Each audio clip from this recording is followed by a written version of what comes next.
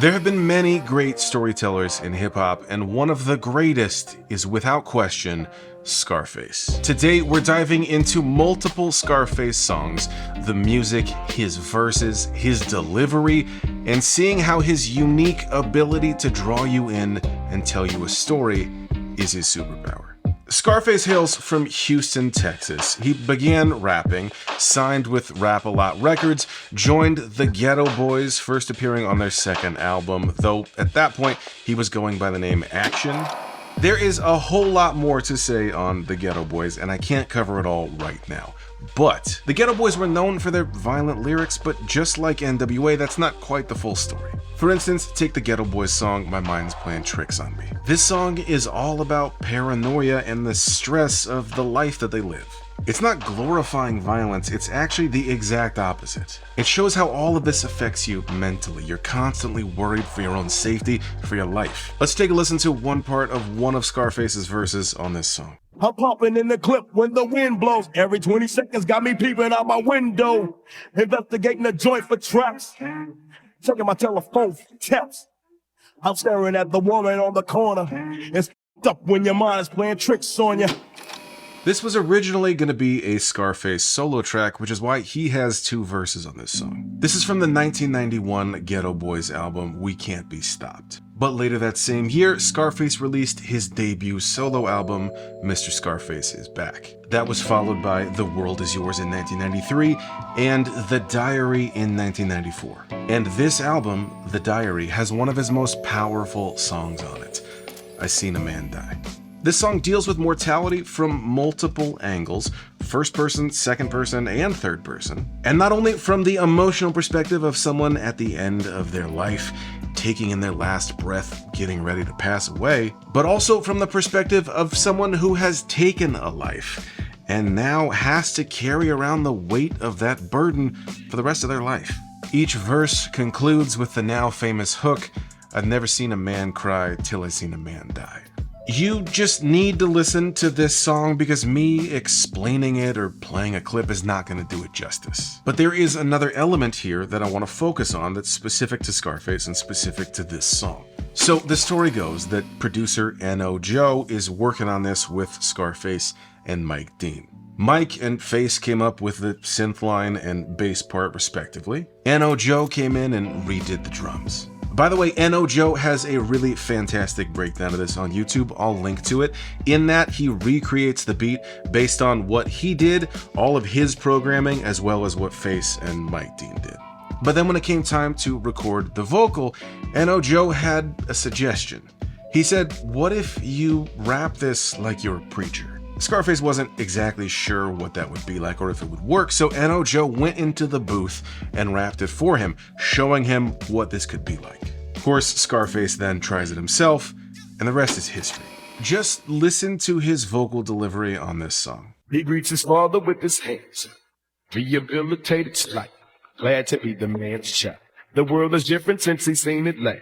Out of jail, been 7 years, and he's happy that he's free at last. That is very distinct, right? But last December in 2023, Scarface did an NPR Tiny Desk concert.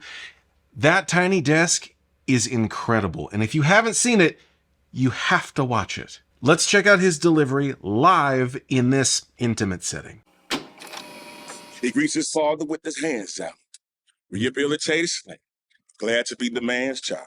The world is different since he's seen it last. Out of jail, been 7 years, and he's happy that he's free at last.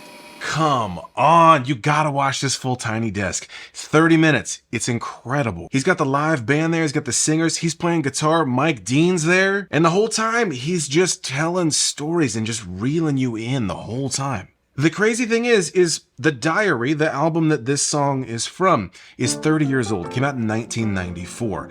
But the way that he delivers it, not only musically, but his vocal delivery, it's like he's telling you a brand new story that you've never heard before. It's just as fresh and just as relevant today. What I think is most interesting about this NPR Tiny Desk concert is that it's Scarface sort of at his most, I don't know, intimate. He already is a fantastic storyteller, and his delivery really reels you in, but in this setting in particular, it's just astounding. And taking a song that's 30 years old and making that feel fresh and as if you haven't sung that song or rapped that song over and over and over for 30 years, that takes skill. You could easily tune out and just phone it in. Of course, he's got the words memorized, of course. But you could very easily just go, all right, here we go. Here's the song. But this man is performing. And on one level, it's like he's acting. Now, when I say it's like he's acting, I don't mean that that's fake. You know, when you watch an incredible actor in a movie and their performance is amazing and you really believe what they're saying? You believe it not because they're faking it, which I guess technically they are. You believe it because what the actor is doing is reaching deep down into themselves, dipping into their own emotions, and bringing that up for you to see on screen. They're pulling from their own real experiences. It's a real emotion. And that's why you believe it. And it's the same thing with Scarface in general, but especially on display on this Tiny Desk concert. Instead of just phoning it in and going, all right, here's "I Seen a Man Die. I've done this for 30 years, thousands of times. Let's go." Instead of that, he goes, all right, let's go down deep and dip all the way into this well again, this well of emotion. I'm going to bring some stuff up for you. And the result is he's an incredibly powerful storyteller. And when you listen to him, it's captivating and you believe him. That's why Scarface in general is so good, but also this Tiny Desk concert. When this came out, everyone was losing their minds about how incredible this is. And that's exactly why.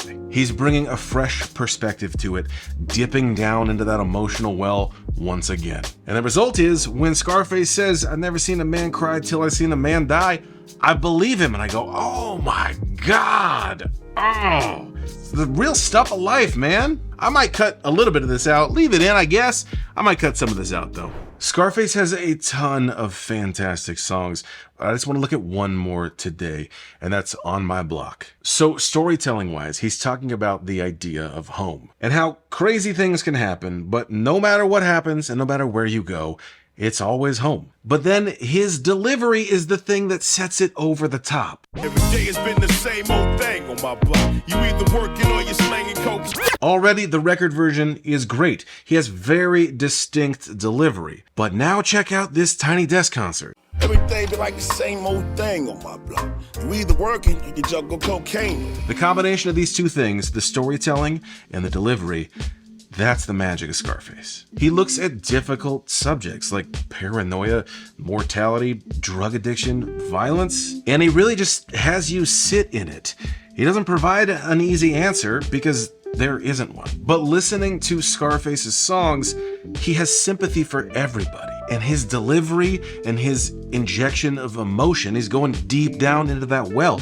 It just cuts right through you. There are a million other examples of Scarface's incredible storytelling ability. You just have to go listen to his music. Me talking about it is not going to do it justice. Whether it's with the Ghetto Boys exploring where he grew up surrounded by violence, or his solo work empathetically taking a look at both sides of a complicated situation, Scarface's ability to tell you a story and reel you in and upset you and change you and move you, it's incredible. His influence can be seen across many, many other hip-hop artists, including someone more modern, Kendrick Lamar. You can see Kendrick's storytelling ability on display on the album Good Kid, Mad City. And that album, it's just, well, I already said a whole thing about it. It's right here.